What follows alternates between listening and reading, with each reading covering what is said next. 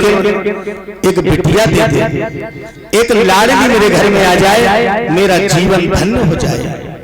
श्री सुखदेव जी कहने लगे, हे राजा परीक्षित, मानो कि भगवान ने उनकी प्रार्थना को स्वीकार कर लिया हो और महाराज के घर में रानी के गर्भ से समय के आधार एक बेटी पैदा भई।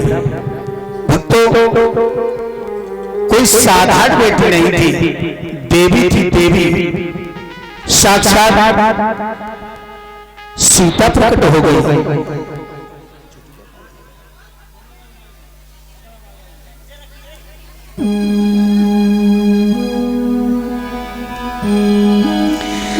देवी ने लीनो जन्म रे, आई हाय महलन में,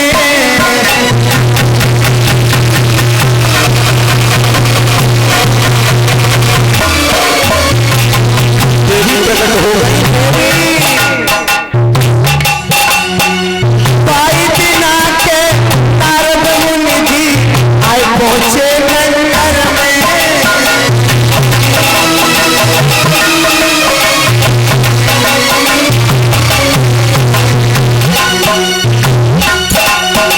महाराजा गए जब राजा के दरबार, राजा ने नारद को देखो, छाई गई खुशी बहार।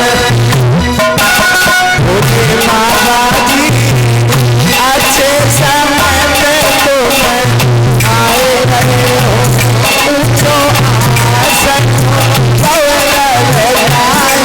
बोले बाबा जी के समय पे तुम आए रहे हो।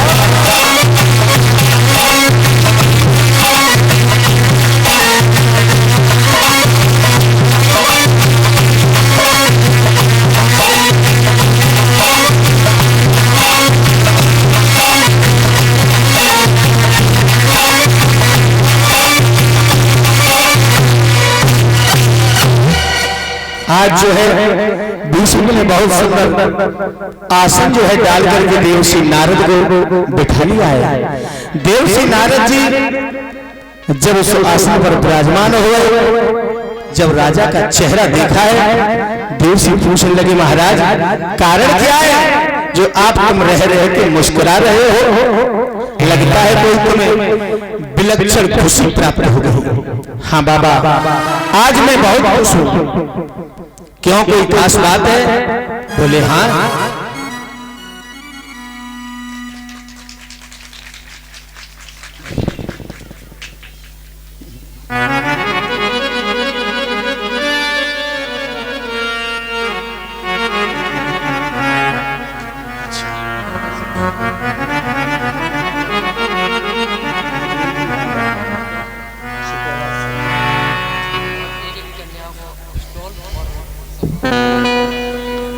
रिंकू यादव सुखोबा से और उनके बेटा अर्नब यादव, ये हमें नोटों के हारों से सम्मान कर रहे हैं और कन्याओं को एक एक स्टॉल, समस्त स्टाफ को 11-11 रुपए देकर के सम्मान कर रहे हैं। परमात्मा हमेशा सद्बुद्धि दे, सद्मार्ग पर चलते रहें, बड़े होकर अपने माता पिता का नाम रोशन करें। मेरी प्रभु से यही कामनाएं। बोलिए आनंद कंद भगवान की।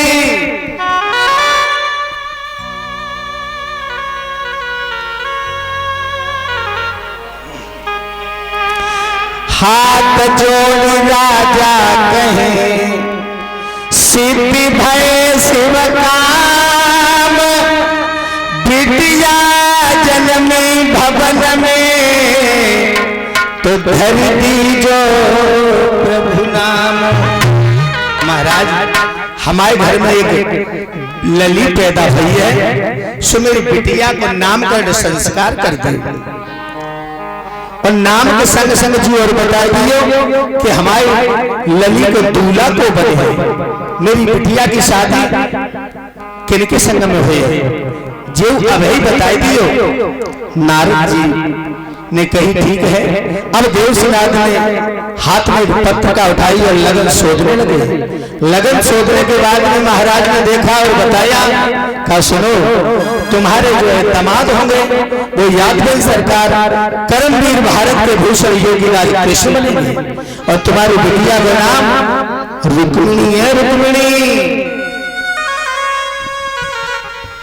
सुन राजा की बात मुनि ने हाथ पत्र का लियो मुनि शोध ही बात लगन नाम धर दियो।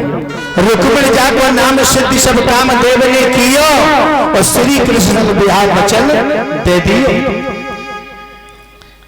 जवाब दिया तुम्हारी बिटिया रुक्मिणी की शादी भगवान कन्हैया के साथ में होगी। श्री कृष्ण का जब नाम सुना है महाराज भीष्म की खुशी का ठिकाना नहीं रहा।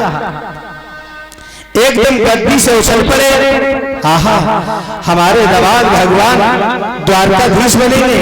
अरे भैया सुन वचन मगन भय मन में राजा लिपट गए चरणन में खुश भक्ति छाई गई तन में हो रहे पुण्य दान में। बड़ी खुशी है सारे नगर में पुण्य दान बंटवा रहे हैं। और जब देवर्षि नारद चले महलों से राजा ने उनके चरण स्पर्श करके चरण छोड़ दिए और देवर्षि नारद नारायण नारायण कहते हुए चले गए। इधर क्या हुआ भक्तों धीरे धीरे रुक्मिणी 17 वर्ष की जब हो गई एक दिन रुक्मिणी गुड्डा गुड़ियों का खेल अपनी सहेलियों के साथ खेल रही थी। रुक्मिणी की मम्मी बोली रुक्मिणी अरे रुक्मिणी हाँ मम्मी क्या कर रही है? कुछ नहीं मैं अपनी गुड़िया की शादी कर रही हूँ।